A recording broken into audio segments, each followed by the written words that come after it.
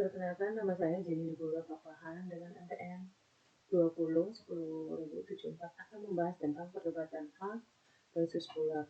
Satu, bagaimana pendapat dari Prof. H? Pada akhir abad ke-18 dan awal abad ke-19, para pemikir paling serius di Inggris mengenai permasalahan hukum dan sosial serta arsitek reformasi besar adalah kaum utilitarian yang hebat, di antaranya Bentham dan Austin terus-menerus menekankan perlunya membedakan secara tegas dan jelas hukum sebagaimana adanya dari hukum sebagaimana mestinya. Mengingat kritik-kritik penting juga untuk membedakan beberapa hal yang tidak dimaksudkan oleh kaum utilitarian dalam memasarkan pemisahan hukum dan moral. Mereka tentu saja menerima banyak hal yang mungkin bisa disebut sebagai persimpangan antara hukum dan moral. Pertama, mereka tidak pernah menyangkal bahwa berdasarkan fakta sejarah perkembangan sistem hukum sangat dipengaruhi oleh opini moral dan sebaliknya. Standar moral sangat dipengaruhi oleh hukum, sehingga isi dari banyak peraturan hukum mencerminkan hal tersebut.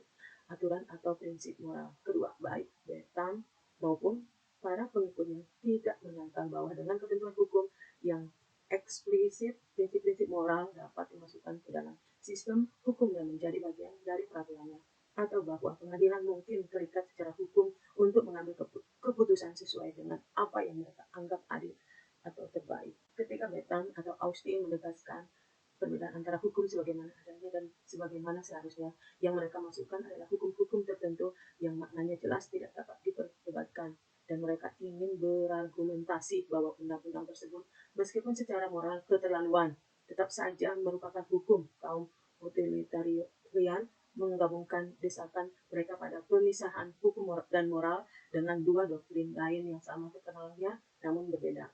Ada kemungkinan untuk mendukung pemisahan antara hukum dan moral dan menghargai penyelidikan analitis terhadap makna konsep-konsep hukum, namun menganggap bahwa memahami hukum pada dasarnya adalah sebuah perintah adalah salah. Peraturan hukum lainnya disajikan kepada masyarakat dengan cara yang sangat berbeda dan mempunyai fungsi yang sangat berbeda. Mereka menyediakan fasilitas yang kurang lebih rumit bagi individu untuk menciptakan struktur hak dan kewajiban dalam menjalankan kehidupan dalam kerangka hukum yang bersifat memaksa. Aturan-aturan tersebut memungkinkan individu untuk membuat kontrak wasiat dan perwalian dan pada umumnya membentuk hubungan hukum mereka dengan orang lain. Aturan tersebut tidak seperti hukum pidana, bukanlah faktor yang dirancang untuk menghalangi keinginan dan pilihan yang bersifat antisosial. Sebaliknya, memberikan kemudahan bagi terwujudnya keinginan dan pilihan. Berdasarkan aturan ini, kita menjalankan kekuasaan membuat klaim, menegaskan hak. Ungkapan ini menandai ciri-ciri khas undang-undang yang memberikan hak dan kekuasaan hukum tersebut adalah undang-undang yang dapat dikatakan ditentukan oleh disposisi individu dengan cara yang tidak ditentukan oleh hukum pidana. Menyimpulkan bahwa gagasan moral atau seperti yang ia katakan akan sehat tentang keadilan harus dilibatkan dalam analisis struktur hukum apapun yang cukup rumit untuk memberikan hak. Jika argumen hukum dan keputusan hukum atas pertanyaan ingin bersifat rasional, maka rasionalitasnya harus terletak pada suatu yang lain daripada hubungan logis dengan premis-premis. Tuduhan formalis telah dilontarkan kepada ahli teori hukum positivis dan pengadilan, namun tentu saja tuduhan tersebut harus sangat berbeda dalam setiap kasus. Keputusan yang dibuat dengan cara yang buta seperti ini hampir tidak pantas disebut keputusan.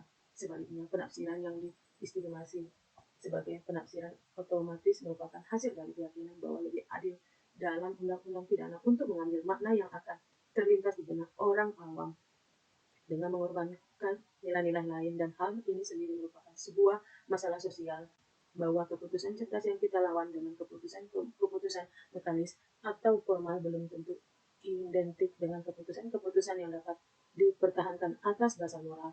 Jadi perbedaan antara keputusan mekanis dan keputusan cerdas dapat direproduksi dalam sistem yang didedikasikan untuk mengejar tujuan paling jahat. Perbedaan ini tidak hanya ditemukan dalam sistem hukum yang seperti sistem hukum kita secara luas mengakui prinsip-prinsip keadilan dan tuntutan moral individu. Meskipun undang-undang dan hukuman pidana yang bersifat retrospektif, namun jika menerapkannya secara terbuka dalam kasus ini, setidaknya akan ada manfaat jika kita jujur. Harus ada dua pilihan yang harus diambil. Keburukan dari penggunaan prinsip bahwa pada titik-titik batas tertentu apa yang benar tidak bermoral tidak bisa menjadi hukum atau halal adalah bahwa hal itu akan menyembunyikan sifat sebenarnya dari masalah-masalah yang kita hadapi dan akan mendorong optimis, romantis bahwa semua orang bisa melakukan hal yang sama. Nilai-nilai yang kita hargai pada akhirnya akan masuk ke dalam satu sistem sehingga tidak ada satupun nilai yang harus dikorbankan atau dikompromikan untuk mengakomodasi nilai lain. Pun perbedaan ini penting jika diterapkan pada hukum tertentu dalam suatu sistem, paling tidak menyesatkan jika kita mencoba menerapkan pada hukum, yakni pada gagasan tentang sistem hukum, sistem dan pada kebenaran yang lebih sempit. Kita mengaburkan kebenaran yang lebih luas. Bagaimanapun mungkin disarankan kita telah belajar bahwa ada banyak hal yang tidak benar dalam undang-undang yang diambil secara terpisah, namun benar dan penting dalam sistem hukum secara keseluruhan. Tentu saja kita harus berhati-hati untuk tidak membesar-besarkan perbedaan yang ada di antara umat manusia. Namun menurut Hart, tujuan hidup manusia di atas batas minimum ini terlalu bertentangan dengan berbeda-beda sehingga tidak memungkinkan perluasan argumen bahwa ada beberapa hal yang saling tumpang tindih. Aturan hukum yang standar moral diperlukan dalam pengertian ini. Perhatian seperti itu akan membantu memberikan koreksi terhadap pandangan bahwa ada pemisahan yang tajam antara tujuan dan cara, dan bahwa dalam memperdebatkan tujuan kita hanya dapat bekerja sama secara non-rasional, dan bahwa argumen rasional hanya digunakan untuk diskusi tentang cara. Namun menurut Hart, relevansi pendapatnya terhadap permasalahan apakah benar atau bijaksana untuk menekankan perbedaan antara hukum sebagaimana adanya dan hukum sebagaimana harusnya sangatlah kecil. Dampak akhirnya adalah bahwa dalam menafsirkan aturan-aturan hukum adalah beberapa kasus yang kita temukan setelah direnungkan sebagai suatu penjabaran atau artikulasi aturan yang begitu alamiah sehingga kita menganggap dan menyebutnya sebagai perundang-undangan, pembuatan undang-undang atau pembuatan undang-undang di pihak kita akan menyesatkan. Jadi argumennya adalah dalam kasus seperti ini akan menyesatkan untuk membedakan antara apa yang dimaksud dengan peraturan dan apa yang seharusnya dilakukan setidaknya dalam arti seharusnya. Bagaimana pendapat dari Tocqueville? 1. Definisi hukum. Jika persoalannya menetapkan arti kata hukum yang dapat dilakukan kejelasan intelektual, mungkin ada banyak pembenaran untuk memperlakukan semua orang ini bekerja dalam arah yang sama. Perbedaan pendapat di antara para penulis yang dibela adalah Profesor Hart mengangkut Bentham dan Austin, dan pandangan mereka tentang batasan konstitusional atas kekuasaan kedaulatan. Pula berpendapat bahwa Profesor Hart pada dasarnya tidak lengkap dan bahwa sebelum mencapai tujuan yang dicari harus lebih memperhatikan definisi hukum yang akan membuat kewajiban kesetiaan terhadap hukum menjadi bermakna. 2. Definisi moralitas. Mereka yang mempunyai pandangan yang sama dengan Profesor Hart mempunyai ciri khas bahwa perhatian utama mereka adalah menjaga integritas konsep hukum. Oleh karena itu, karena mencari definisi hukum yang tepat, ketika Austin dan Frey membedakan hukum dari moralitas, kata moralitas tidak dapat digunakan untuk hampir setiap standar yang dapat digunakan untuk menilai perilaku manusia yang bukan merupakan hukum itu sendiri. Namun, menjelang akhir usianya, argumen Profesor Hart berubah arah dan tampaknya menyimpang dari alur pemikirannya. Hal ini bertujuan untuk mengingatkan kita bahwa ada sesuatu yang disebut moralitas yang tidak bermoral dan bahwa ada banyak standar mengenai apa yang seharusnya terjadi yang sudah disebut sebagai moralitas. Pula berpendapat bahwa hal ini merupakan peringatan yang ditujukan kepada mereka yang ingin menanamkan lebih banyak moralitas ke dalam hukum. 3. Landasan moral dari tata hukum. Profesor Hart dengan tegas menolak teori hukum perintah. Ia mengamati bahwa perintah seperti itu dapat diberikan oleh seseorang yang membawa senjata, dan hukum bukanlah situasi penembak yang sebenarnya, bahwa landasan sistem hukum bukanlah kekuasaan yang bersifat memaksa, melainkan peraturan-peraturan mendasar yang diterima secara spesifik yang menetapkan prosedur pembuatan undang-undang yang penting. Maka di sini kita harus mengakui bahwa ada sesuatu yang dapat disebut sebagai penggabungan hukum moralitas dan istilah persimpangan. Hampir tidak tepat untuk itu. Ketentuan dalam konstitusi harus dibuat sederhana dan mudah dipahami, tidak hanya dalam bahasanya tetapi juga tujuannya. Pembukaan dan penjelasan lain tentang apa yang diminta yang tidak dapat diterima dalam undang-undang biasa. Kita harus menganggap konstitusi kita sebagai kerangka prosedur dasar untuk tindakan pemerintah di masa depan dalam pembuatan dan pelaksanaan undang-undang. Pembatasan-pembatasan substantif terhadap kekuasaan pemerintah harus dijaga seminimal mungkin dan secara umum harus dibatasi pada batas-batasan yang dianggap perlu secara umum. Sejauh mungkin tujuan substantif harus dicapai secara prosedural berdasarkan prinsip bahwa jika manusia dipaksa untuk bertindak dengan cara yang benar, maka pada umumnya mereka akan melakukan hal yang benar. Moralitas hukum dianggap hanya sebagai tatanan kemudian mengandung moralitas implisitnya sendiri. Moralitas ketertiban ini harus dihormati jika kita ingin menciptakan apapun yang bisa disebut hukum, bahkan hukum yang buruk sekalipun. Hukum dengan sendirinya tidak berdaya untuk mewujudkan moralitas ini. Kita bisa membayangkan sebuah kasus yang tentu saja tidak mungkin terjadi di negara tempat Profesor Hart atau di negara kuno di mana seorang hakim mungkin mempunyai keyakinan moral yang sangat bertolak belakang dengan apa yang dianut dengan keterikatan yang sama oleh Mahkamah Agung. Puna juga tidak berpikir bahwa kesulitan seperti ini mungkin terjadi di negara yang hukum dan hukumnya baik dianggap sebagai pencapaian manusia yang bersifat kolaboratif dan memerlukan pembaruan terus-menerus. Masalah memulihkan hormat terhadap hukum dan keadilan setelah runtuhnya rezim yang tidak menghormati keduanya.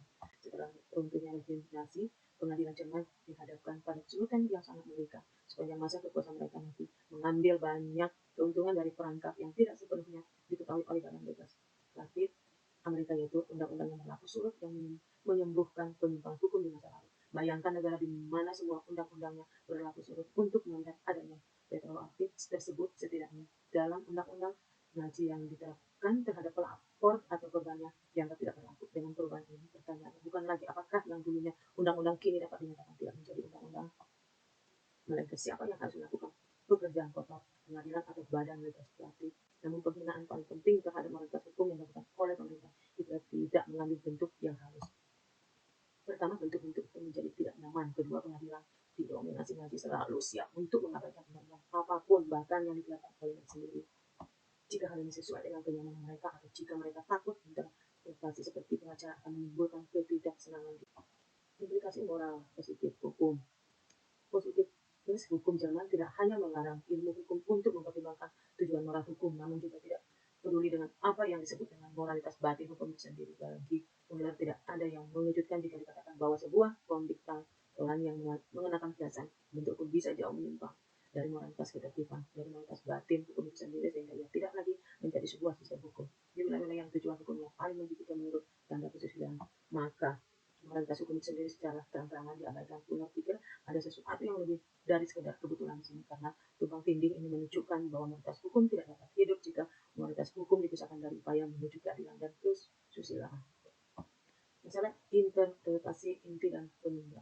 Cacat paling jelas dari teori ini terdapat pada asumsinya bahwa masalah penafsiran biasanya tergantung pada makna kata-kata individual. Tentunya tidak ada hakim yang menerapkan aturan undang-undang yang pernah mengikuti proses seperti yang dijelaskan oleh Profesor Hart. Bahkan kita biasanya tidak menganggap masalahnya sebagai masalah atau penafsiran. Bahkan dalam hal undang-undang, kita biasanya harus memberikan makna bukan pada suatu kata saja, melainkan pada sebuah kalimat, satu paragraf atau satu halaman penuh atau lebih dari sebuah teks. Yang pula mengatakan bahwa teori makna yang terserah dalam saya Profesor Hart tampaknya telah ditolak oleh 3 orang yang berdiri di depan perkembangan modern dalam analisis logis. Realita moral dan emosional positivis pernyataan bahwa menghukum seorang penjahat bukan berarti menghina martabatnya, melainkan melakukan reformasi dan memperbaiki diri. Pembukaan undang-undang terlintas dalam pikiran. Semakin mengikatnya penggunanya kebijaksanaan prioritasnya, arti pentingnya yang harus diberikan padanya dalam penafsiran yudisial. Tiga, bagaimana pendapat kamu tentang perdebatan ini? Perdebatan ini tentang pandangan berbeda mulai antara hukum dan moralitas. Aku percaya bahwa hukum adalah seperangkat aturan yang dibuat oleh manusia dan hukum dapat dipisahkan dari moralitas. Menurut isi undang-undang ditentukan oleh aturan pengasuhan, yaitu aturan sosial yang menentukan norma mana yang dianggap sebagai norma hukum.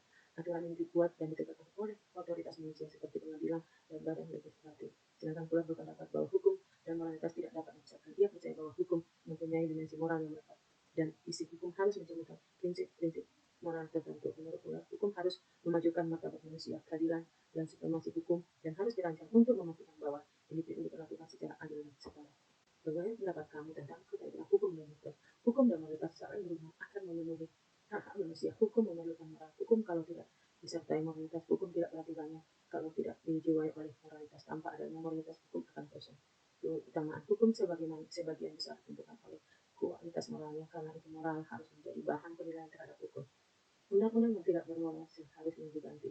Oleh sebab itu, ini menjadi tantangan tersendiri bagi penegak hukum, terutama lawyer, karena memang sudah mendapat didikan secara khusus supaya ahli dalam melaksanakan fungsinya sebagai penegak hukum yang sesuai undang-undang.